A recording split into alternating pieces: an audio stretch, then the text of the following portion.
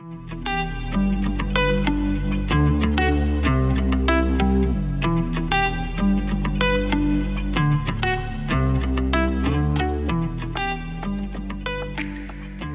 everyone, and welcome to Fertile Ground with Mike and Coach. My name is Mike Cornell, and I'm alongside Coach Ron Lathey. Have you ever wanted to ask God, if you are in control, why does evil in the world seem to be winning?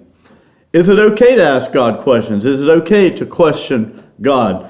Today's lesson, today's segment is going to take a really close look at that. And as we get started, we have three things or questions we would like for you to think about and to consider.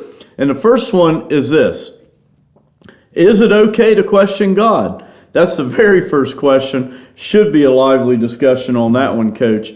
And this is a really good spot for your note taker. So grab a pen, grab a piece of paper, grab your Bible, and follow right along with us here today. Second of all, what happens when we allow pride to stand in the way of God's will?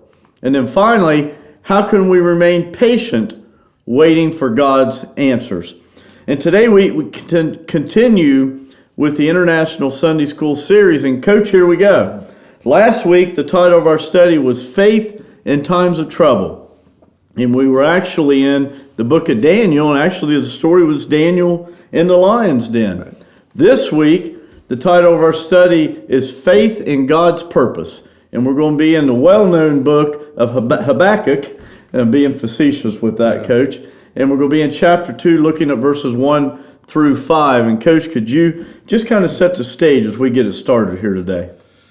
Yeah, as you said, Habakkuk is one of those books when you open your Bible, the pages are all stuck together because you're hardly ever there. And so we are going to visit Habakkuk today. And we find out that Habakkuk was a prophet of God.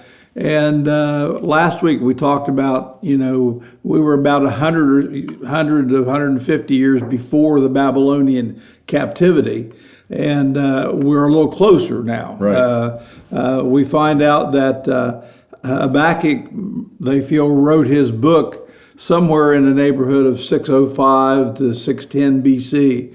And the Babylonians attacked Jerusalem within about 20 years of that. So we're getting a little closer and a little closer. And the thing about Habakkuk, we find that he lived in a time when, they just say that sin was rampant. Everything, sin was terrible from the administration, the king, clear to the people. And they had they had gotten so far away from God that they were doing things that you wouldn't think possible. They were worshiping idols, just like God forbid them to do. They were even sacrificing their own children to pagan gods. And that's one of the things you just wouldn't expect the people of Israel to get into. And then they had basically ignored God and his prophets. They didn't have anything to do with them. And so because of that, the sin was just throughout the nation of Judah.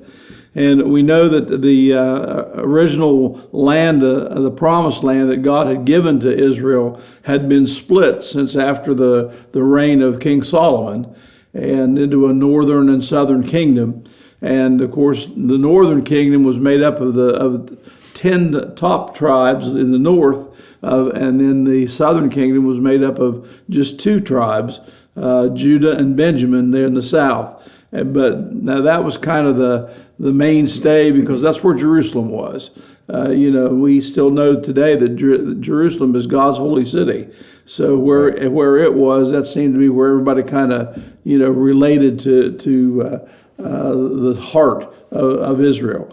So we're in this situation where the land is split, and we're going to find out that the northern kingdom was overrun by the Assyrians in 722 BC, and then later on, Judah was almost taken over by the Assyrians as well, but they were able to get away from them God helped them in not being overrun. But eventually, they're in the point where God has already told them through the prophets They have a price to pay for all the sin that they have. And one of the things about Habakkuk that makes him a little different than a lot of the prophets.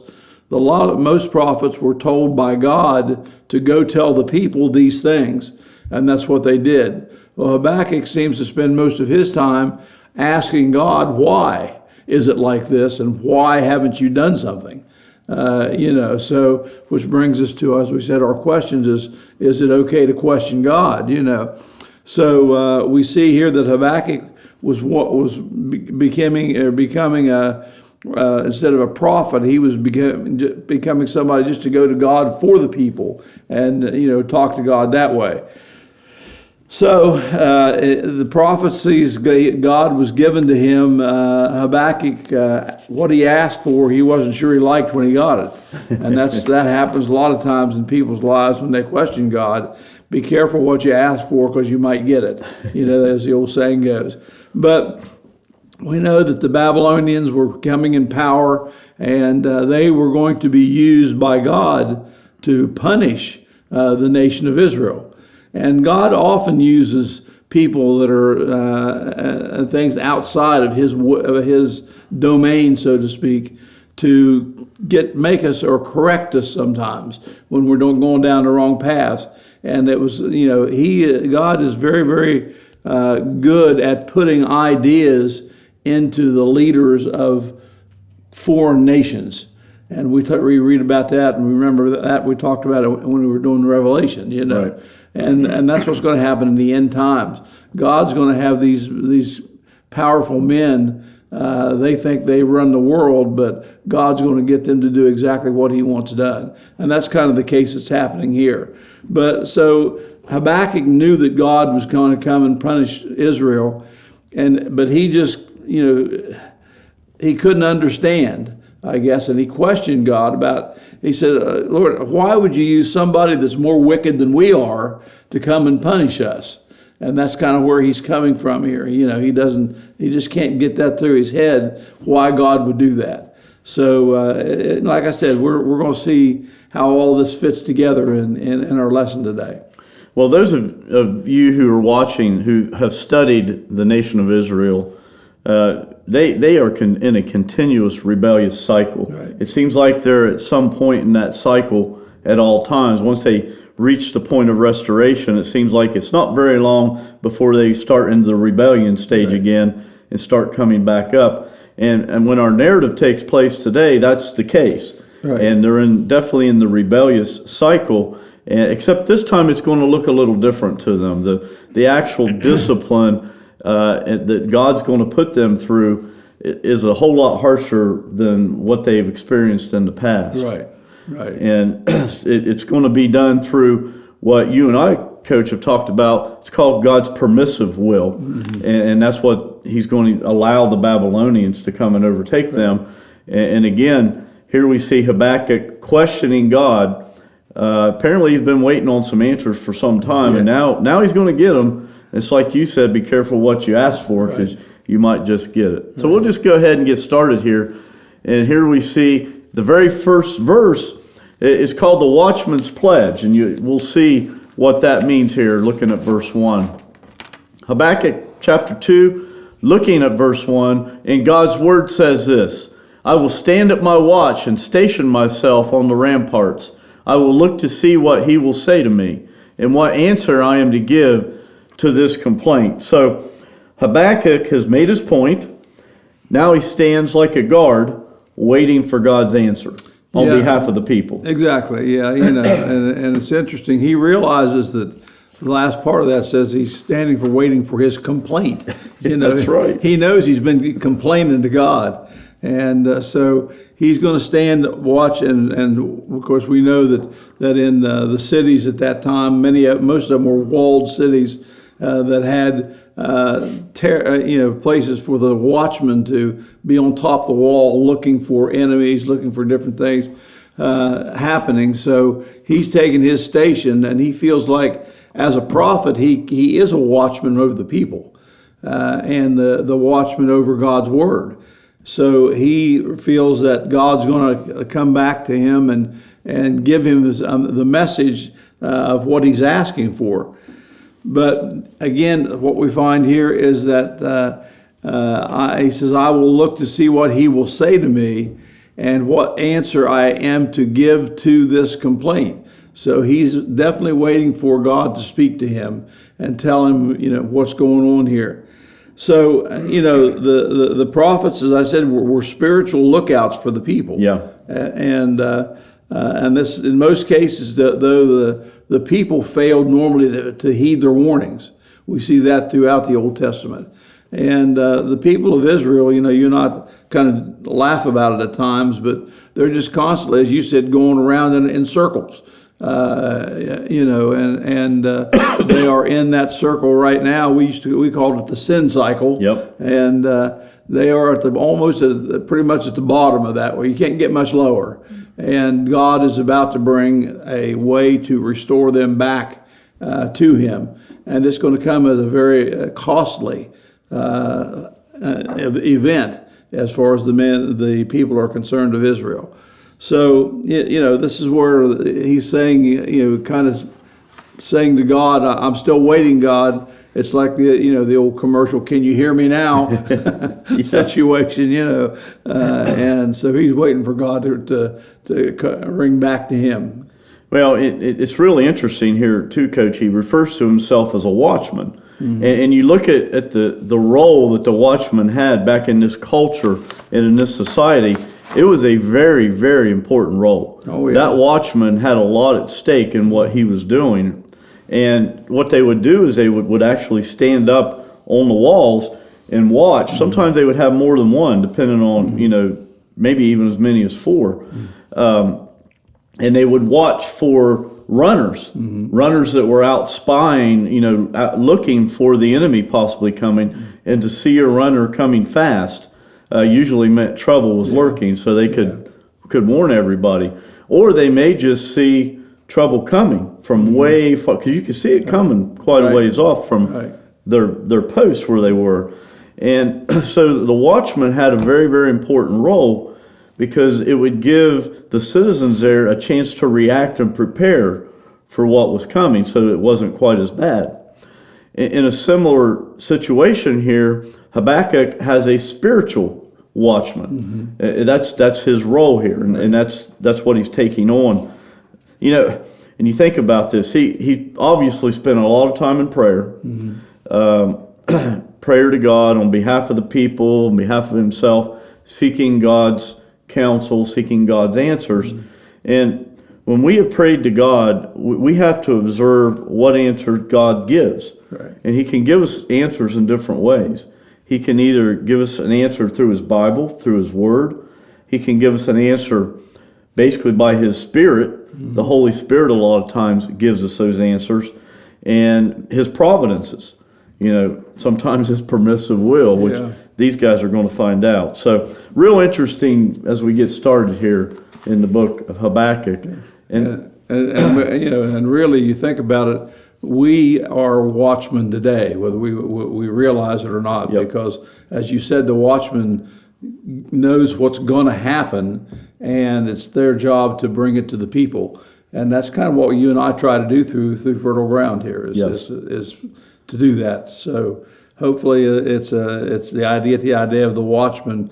It can be spiritual or it can be physical. It was more physical back then, but as I said, the spiritual part of it comes when we tell people about God and just like we whenever we talk about the future, what's ahead. That's what we're supposed to do, to tell people.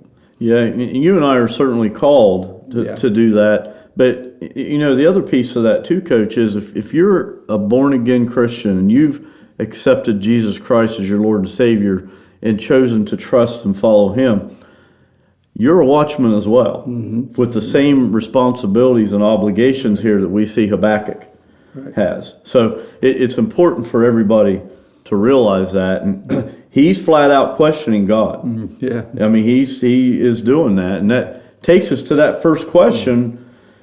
Is it okay to question God? I had this question asked of me this week, Coach, of a person who's been a Christian for over 50 years. And it's real interesting to hear that. Yeah. Well, the only truthful answer you can give to people is it depends. Yeah.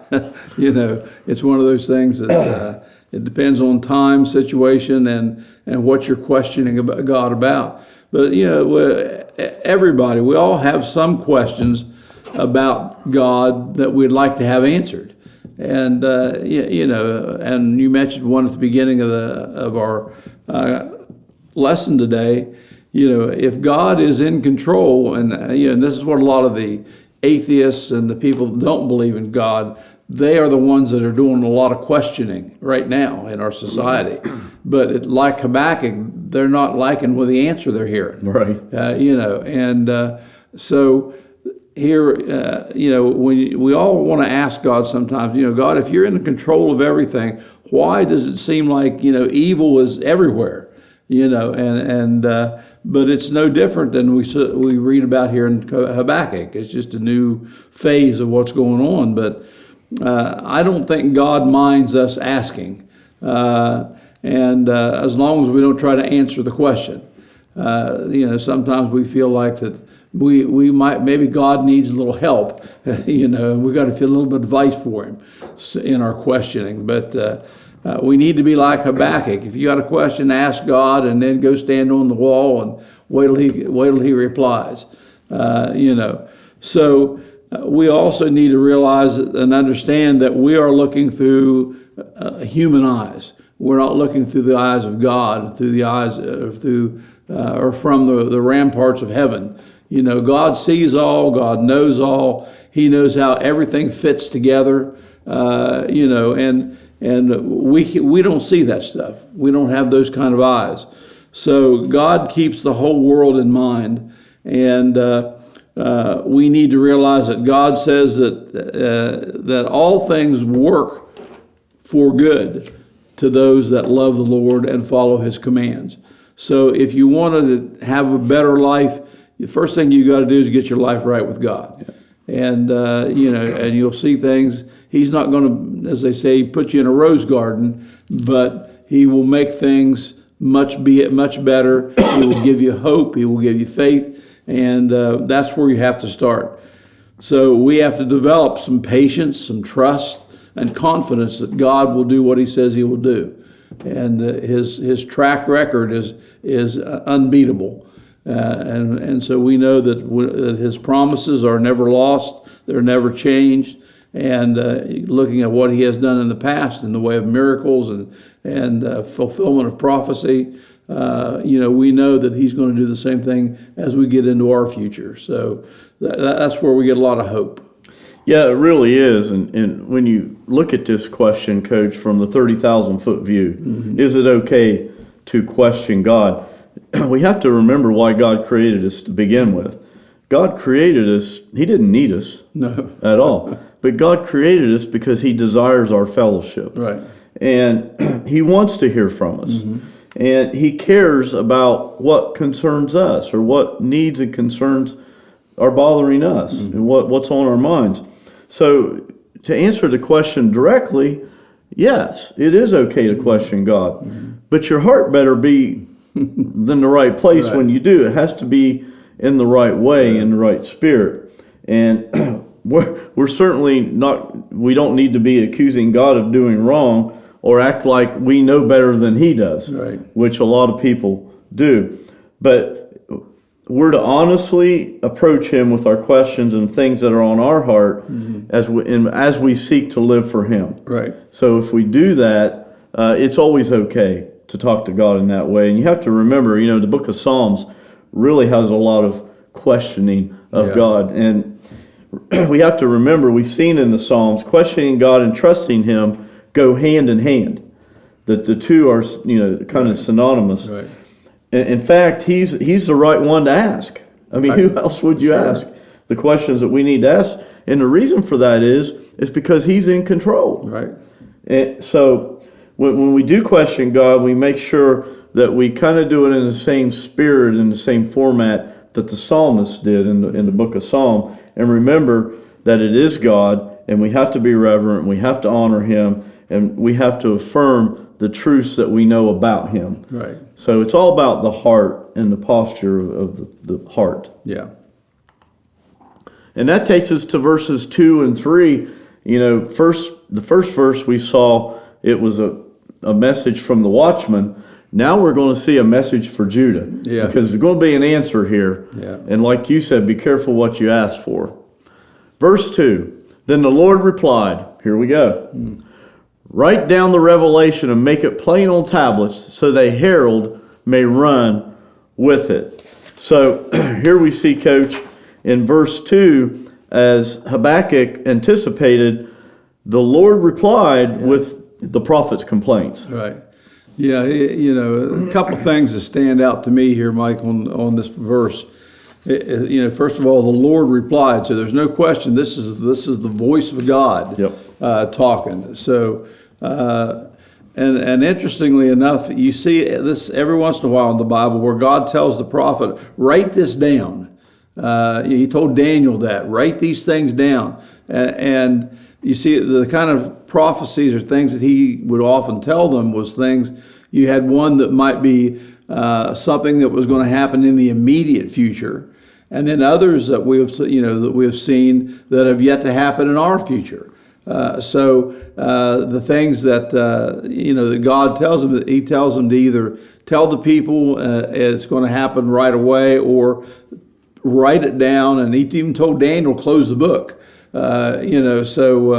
Until the right time. But the whole thing is, we need to understand that it'll all happen in God's timing, right, and not our timing. So the other thing that's I think is kind of neat here, normally when they wrote things down, they put them on paper scrolls. Those scrolls were then rolled up and carried wherever. And one of the things we know is that those scrolls were not very sturdy. They were easily torn. They were easily ripped and disintegrated through time, as was found out when they found the Dead Sea Scrolls. They have several books of the Bible, but they're in pieces. But the only book they really have, they think all of, is the book of Isaiah, but again, it's in pieces, and the fact that these scrolls would eventually just kind of rot away. But He doesn't say write it on a scroll here. Notice He says write it on and make it plain on tablets. And the tablets He's talking about is the same thing the way it was described when Moses wrote had the 10 Commandments, and they were on the stone tablets. So what God, I think, is saying here is that write this on the tablets, very plain, and then take it and run it to the people and show them. He's saying this can't be changed. I've already made up my mind. This is what's going to happen. Yeah. You want to know what's coming down the pike? Here it is. And you write it down and you tell the people, this is what's going to happen. And He's tired of waiting on the people. He's tired of them doing all these things they were doing and worshiping idols and sacrificing their own children and so forth. So when He says put it on a tablet, that's His way of saying, I've already put my seal on it. This is coming down to you, whether you want it or not. Here it comes. And of course, He's making reference here to the Babylonian invasion, and He's telling Habakkuk here, Israel's going to be punished. Yeah, Habakkuk has a tremendous responsibility here, because once the Lord speaks, he has some accountability here, and we know, we believe, we've done some detective work, so to speak, biblical detective work. We feel like that he's probably a contemporary with the prophet Jeremiah, right? Probably in that time frame. But Habakkuk has some responsibility here. First of all, Habakkuk has to see the vision, so he cannot make anyone else see what he doesn't see for himself. And Christians have that same responsibility. Some of the things I'm going to share, we all have that same responsibility as well. So Habakkuk now can see the vision. So once he can see the vision, he has to make it known. Yeah. So Habakkuk must do what he can do to make the word of God known in as many ways as possible. And then the third thing is, Habakkuk had to make it known as permanently as possible. It's like you said, this isn't changing. No. This is God's word, and because he wrote it on tablets, it kind of makes it so it's going to be a permanent message, and it's going to impact the listeners. The fourth thing he has here is Habakkuk had to make it plain. He had to speak it in ways that the people reading it would understand that this is God's truth proclaimed to them. Right. And then the last thing was he had to make it practical. And the reason why he had to make it practical is because it talked about a runner. It said that a herald may run with it. Well, when heralds ran with a message, it changed hands several times. So by keeping it plain and making it practical, it made it less likely that the message would change as it changed hands throughout that culture in that time. So very important responsibility here Habakkuk has. Yes. And that takes us to verse 3, and it says this: "For the revelation awaits an appointed time. It speaks of the end and will not prove false. Though it linger, wait for it. It will be certainly come and will not delay." So Habakkuk had waited for the Lord. Who knows how long he'd been waiting. We don't know a lot about Habakkuk. And now part of the waiting concluded as he finally received God's message here. Yeah, and again, he's just kind of reiterating what he said in the other verse, that the revelation, and of course the revelation is what Habakkuk's being told is going to happen. That is the revelation from God. And he says it speaks of the end, and by that the end is things are going to change, and it's not going to be like what you're used to. It's going to be a total, there's going to be total destruction of Jerusalem, of the temple, of your way of life is just going to be upended. So it's something that's an end to what they're used to, and they're going to have to get a grip on things. And he's trying to say you're going to be shaken up to where you're going to have to return back to God. And that's the whole reason for your punishment. You've been told, you've been warned, you've gone through these stages, and you're so far away from God now. Even the king and the government is so far away from God that there's no way to bring them back other than what this punishment is going to be. And though it's as though it lingers, wait for it. It will certainly come, and it's not going to delay. And like I said, this is really, we're only talking probably 20 to 30 years away from where Habakkuk's speaking right now. And so it is an immediate thing that's going to happen. And as I said, this is something that God is telling him he's not going to delay. He's already made up his mind. Things are being put into play right now. He is talking to the Babylonian king and getting him all prepared and just as the time that the Babylonians were coming into power, God was using them to punish his children, not necessarily to punish them, but to get them back in the right order and the right relationship with him, which he has to do every once in a while. So God's promises would eventually be fulfilled, but these are going to be immediate. And rather than wait for God to act, sometimes like Habakkuk, we get impatient and we jump the gun when we're trying to wait on God, and we have a hard time waiting, and just like Habakkuk did. And then again, when we do hear from God, it's often not like what we want to hear, but we still go to God and let Him handle it. This thing that people don't realize is that God is the one that He is a righteous God, and when we sin, He has to punish that. Yep. We have a responsibility, just like the people here in Israel did, to turn back to God. And when we sin, because God is a God of justice, and God is not the kind of God that just overlooks things and lets people get away with things. And there's always a penalty, and that's true in everybody's life. We all are corrupted by sin. There's no, Paul tells us that there's no one who's without sin. That's why we all have to have Jesus Christ, because we can't fix it ourselves, and we get in a situation where God says, you're sinning, you're away from me, and the only way back is through my Son, who gave his life for you. And so, unfortunately, Israel as a country, God chose to punish their way back in. And a lot of people lost their lives because of that. Yeah. It's the fact here that he's using old King Nebuchadnezzar and the Babylonians, who were certainly pagans, but he's using them as his instruments of punishment to bring the people back. Yeah, you get the sense here, Coach, that the people of Israel, more specifically the people of Judah, are really frustrated. And just like undisciplined children, there's nobody more frustrated than an undisciplined child. They just are unsettled. Their spirit is constantly in a point of frustration. And you sense that here with the nation of Israel. And if you look at this, for humans, God's time might seem slow. And that's probably what these people are thinking.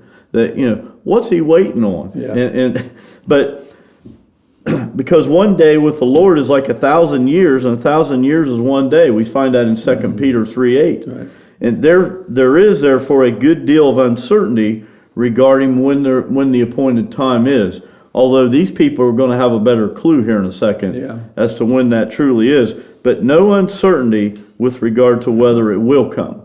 And you look at that, it kind of sounds like the rapture of the church. Because you and I both know that's the next event on the prophetic calendar that is to occur. And that is for sure. It's certain it's going to occur. These people are faced kind of with the same situation, because the Babylonians are going to come and take them away as they do that. And, like you and I have talked in the past, there is no prophecy left to be fulfilled for the rapture and the second coming of Jesus Christ, which are two separate things, events in history or future history. Right. Yeah, that's the thing. It's just a matter of like you said, when God sets something in his timetable, it's there permanently. It's there's no changing. So he knows exactly when all this is going to come to an end. He knows when the rapture is going to take place. He knows second coming and all these things. And it's so interesting, and so neat that he's laid them out in the Bible where we can all see them. Yeah, it's right there, plain as day. Yeah. All right, that takes us to verse 4. And actually verse 4 and 5, and we see in verses 4 and 5, the theme is, the righteous shall live by faith. Verse 4 says, see, the enemy is puffed up. His desires are not upright, but the righteous person will live by his faithfulness. So the Lord's message here, Coach, distinguishes two different types of people. And the first type is the person who is puffed up or self-assured or arrogant or full of pride. Right, exactly. Yeah, that's the first one that he's talking about here. And we see the same kinds of people today. There's a lot of people that are full of their own pride, and unfortunately, a lot of them that keeps them from coming to God, because they're too prideful to say that there is a God that I need and should have to follow. They don't think that they don't need God anymore, and if they even thought they did. But the enemy is the one that's puffed up in pride, and the enemy here, of course, he's talking about nations and armies and things that are he's using the Babylonian army, who was a tremendous army at that time. And but the thing, the pride comes about when these enemies are so filled with pride, like the kings were very commonly was thinking whenever they won a battle or they had conquered somebody, look what I did. This is my doing.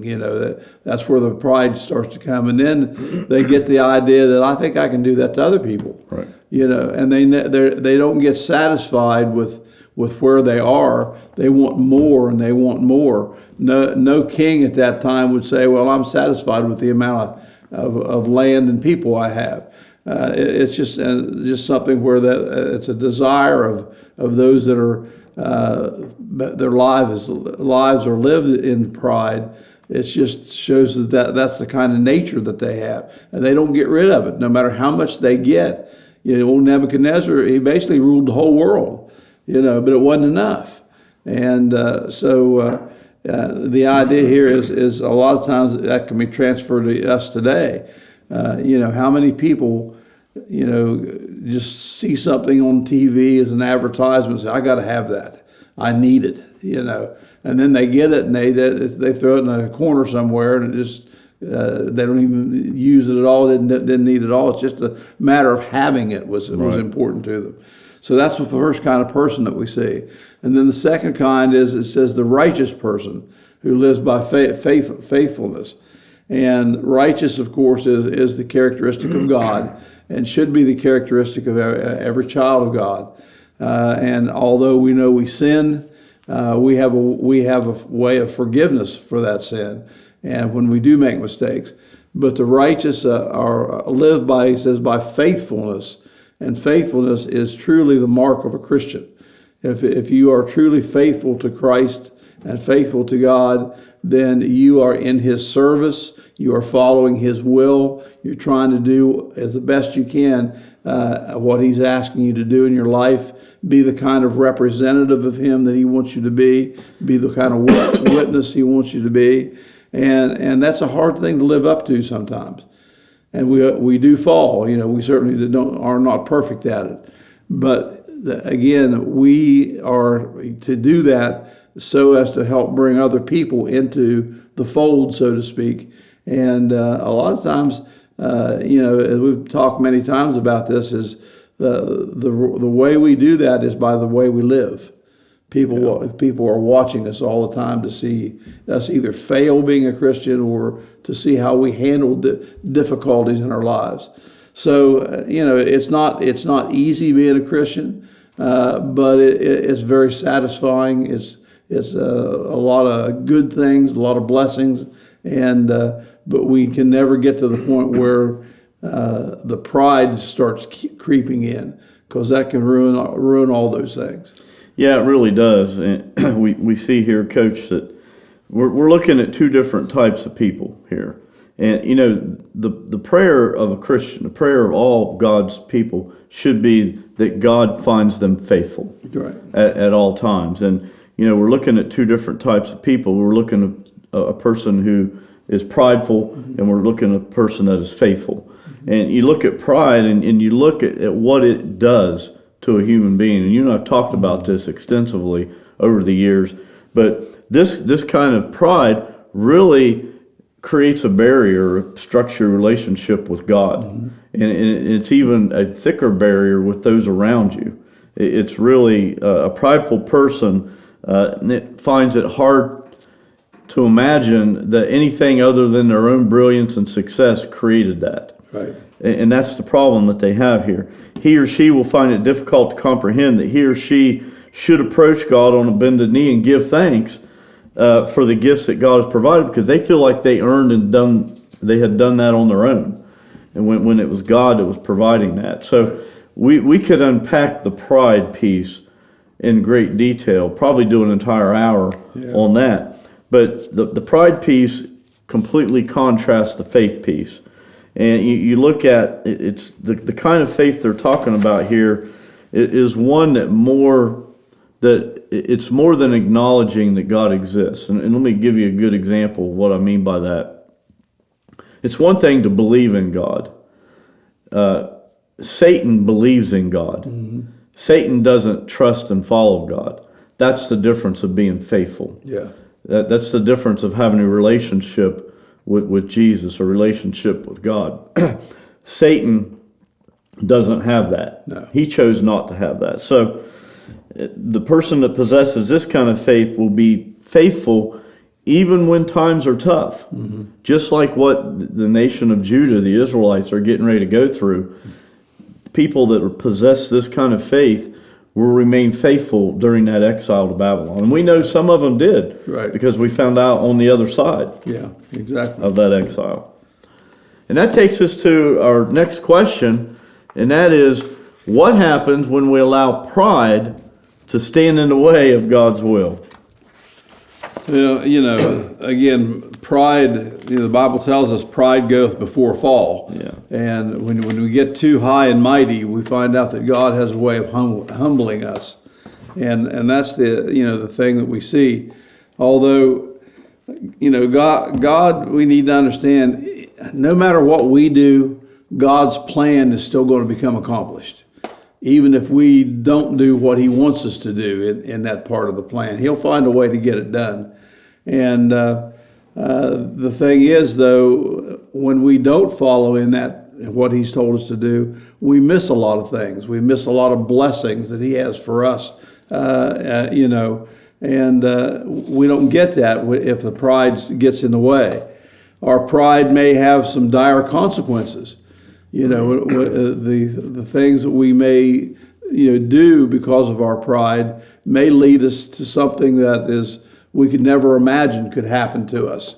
And so the consequences are also something that we need to realize. Again, sometimes, as I mentioned earlier, some people like to think that God needs a little helping hand once in a while, and they think they're the ones to do it. We think, I think back at Abraham and Sarah.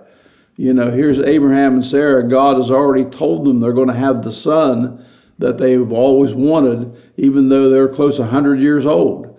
And and they, that's not something normal. That's going to take a miracle. And so, much like we read about, they were waiting for this son to be delivered, but it didn't happen right away. It was about 10 years or so, I believe, before God answered. But in the meantime, they decided God must mean something else, or we need to help him out. And they go ahead and bring in the handmaiden to let Abraham conceive with. And lo and behold, here comes Ishmael, the first one out. And, so what's the big deal? Well, Ishmael is basically what started the Arab and Muslim part of the Middle East. And so you see, if they hadn't jumped the gun here, things might be a whole lot better today than it is now, as if they hadn't been let their pride get in the way. Pride hurts our witness too. People see us prideful, that hurts our witness. And then basically pride puts our will above God's. And then often, again, it leads to really dire consequences. We are called to live by faith and nothing else in answering this question. Some Christians live by their devotions. Mm-hmm. Some Christians live by their good works. Some Christians live by their feelings. And some Christians live by their circumstances, positive circumstances. Each of these is meaningless and maybe even dangerous without faith. That's the key to this whole thing here. Mm-hmm. And that is the heart of pride is focused on self. Right. It truly is. And the things I just read off, those can all be prideful in and of themselves. Each of these, again, are meaningless and maybe even dangerous if faith doesn't encompass them. Right. And that takes us to our final verse here. Indeed, wine betrays him. He is arrogant and never at rest, because he is as greedy as the grave, and like death is never satisfied. He gathers to himself all the nations and takes captive all the people. So Habakkuk really continues here with verse 4, Coach, as the Lord's message returns to the behavior of the arrogant person. Right. He's just getting more, going back to the idea of what's going to happen when they are taken over by the Babylonians. And again, it goes back to what we were saying, that it says that wine betrays him. We know that the first thing you do after a big win, especially in a battle, I'm sure that they would go celebrate. And We all know what happens when a bunch of people get drunk and unruly, and certainly the arrogance, because again, they don't think about God. They're thinking about themselves and making themselves feel good. And a lot of times, people today are like that. All they want to do is feel good. Yeah. And they don't want to take a look at why they're feeling bad or good for that matter. But you see, he mentions here the idea. He says, because he is as greedy as the grave. Now that's interesting. That's an interesting way to say that. And what he's trying to say here is the fact that it seems like the graveyards are never empty. The grave it's like he's saying that the grave, we can't fill up enough graves. There's always another grave there to put somebody in. And he says that greedy like the grave and like death, it's never satisfied. So both of those are talking about, how many people that are in danger of losing their lives, not only physical lives, but their spiritual lives. They're talking about Satan here, basically, how greedy he is to get as many people as he can. And that's what he does even today. He's out there, the Bible says he prowls around like a roaring lion, looking to see who he can devour. And so he's never satisfied. He's trying to get more and more people to follow him. And unfortunately today, more and more people are. This is it's becoming more and more people that are end up going away from God and starting to put their life and let it be run more by Satan than God himself. But again, he says he's never satisfied. Death is never satisfied. There's never a last death, and that's the way it will be until Christ comes back. Yeah, it's really interesting here. It talks, the analogy that it uses here is the grave and death, talking about it never is satisfied. Right. And you and I have talked about this in the past too, Coach.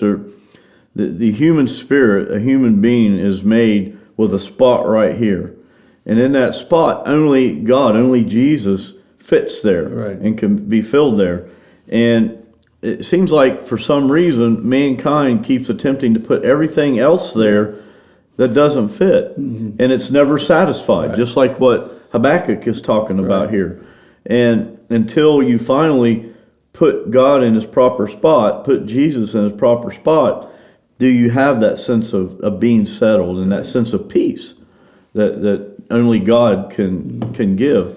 So it's real interesting here the way he looks at that. Yeah, and I think too, Mike, today it's more than just not being satisfied in your heart. I think I see people today. You see them on TV getting in these arguments and things that they fight against God. Yeah. I mean, you can't even reason with them a lot of times, and I see that more and more, in people. They make up their mind either that God did something to them that's so terrible they're never going to forgive him, or that they just simply don't believe enough in him. And many just say there is no God. Yeah. But how can you possibly go on thinking about, as you get older and death is not too far away, how can you not have something to hope for? What's going to happen? You're hoping that all there is to life is to lay in the grave till you rot. That's what you're hoping for. But again, what if that's not all? What if these things you and I talk about all the time are happening? Obviously we believe it wholeheartedly, but why would you take that chance? Plus all the things you're missing, the blessings and things you get, and the satisfaction and not being afraid, and all the things that come with that, all the love that God gives to you. I just can't imagine somebody going through this and just say, I don't believe in God. If I die, I die, and they think that's the end. But like I said, this Bible was written a long time ago, and it's hung on for thousands of years. Yeah. And it's what was true back then is still true today. It's just as true today Yes. as it was then. And that takes us to our final question, and that is, how can we remain patient waiting for God's answers? We all know there's a prophetic events yet to occur here in the future that we all know about. How can we remain patient? Well, we have to, like I said, I think you just have to sit down and to take account of yourself and realize, like I said, that if there isn't a God, if you feel like that's the way it's going to be, you are putting yourself in a position where you have no hope. And I can't think of any position that can be worse than going through the end part of your life with no hope. To me, that's just unthinkable. And and as far as the idea of waiting for God's answers, that goes back to God's timing. God is outside of time. You talked about day being like 1,000 years, 1,000 years being like a day, and God is the time God has is just infinite, and He has no bounds of time, and He will do things according to His purpose and His plan. But that's not for us to be able to figure out. We're not told those kind of things. So you have to pray for patience. Ask God to give you patience when you get anxious. Understand that our time is not God's time. And then we have to believe in the promises of God and know, because of what He's done in the past, He will keep those same promises in our future, right. What He's promised. And there's no greater proof than fulfilled prophecy that this is going to happen. And no other religious textbook of any other type of religion has prophecy in it, because they know they would be proven wrong. Yeah. God's book is full of prophecy. Almost over a quarter of it's prophecy. And all the ones up to this point have come true right down to the tiniest detail. And we talk a lot about that when we're doing Revelation. But how much more proof do you need than something like that? The prophecies and the fact that the way the Bible's laid out and just creation itself. There's so many things around here that shout God is the Creator. How can you not put your faith in Him? Yeah, and you look at this, Coach, the very first thing you have to remember, and you touched on this, God's not confined by time. No. And His timing is perfect. Right. It is absolutely perfect. Right. The second thing we have to remember when we're waiting on God is that He is faithful. Like you said, you look back to the past at the times that He was faithful to keep His promises. Right. God is faithful. He's faithful to His children. Yeah. And here's the big one. This is number 3. God is worth waiting for. Oh, yes. I mean, He is worth the wait. So being patient should be part of our makeup. And that takes us to our thought to remember, and that is this. The righteous will live by faith. And that's pretty original on that thought to remember, Coach. But could you take that thought to remember and give us some parting thoughts here as we wrap it up? Well, like I said, the faith we have to have is because God is supernatural. And many people today just argue there is nothing that's supernatural. Science can explain everything eventually. May not know how to explain it right now, but eventually they'll figure it out. But there are things that people need to understand. They are just flat miracles. They are supernatural, and no one could bring this about other than a creator. And that's why the Bible starts out, in the beginning God created, as we said, God is outside of time. He's outside of the creation itself, and for Him to do that, people have to believe that there is a God, that He is the Creator, and you can't explain it. I mean, nobody can explain all the things so that it's you got proof for everything. You know, there is an element of faith that you have to have in order to be saved, in order to keep a relationship with God. And that's the hardest part about it, is making sure that you believe what you say, you live what you say, and you are a witness to what you say and what you believe. And that's the hard part for people. But that's the part that when you get to that point, that's when you start living for Jesus. Yeah. We began our time here today, Coach, with the question that with so much evil in the world, is it okay to question God? Mm-hmm. And I think Habakkuk gave us some pretty good, clear answers on that. Right. If you have any questions about that, we would love to hear from you. This is Pine Grove Baptist Church in Parkersburg, West Virginia, and you should see the contact information on the screen. If you have any questions about anything we've talked about, we would love to hear from you. From those of you who watch week to week, or maybe this is your very first time, we would encourage you to share this message out on whatever social media platform it is that you subscribe to. It just gets the word out. And we're also out on podcast platform that lets you listen as you go about your day. We thank each one of you for being here and watching from week to week. We don't take it for granted, and we do see it as a very, very dear privilege. Next week, the title of our study is Sustaining Our Faith. And we're going to be in the little book of Jude next week, Coach, and we look forward to that. So until next time, this is Mike Cornell, along with Coach Ron Lathey, and our production team, Andy and Courtney Holbrook, wishing everybody have a blessed week, and we hope to see you real soon.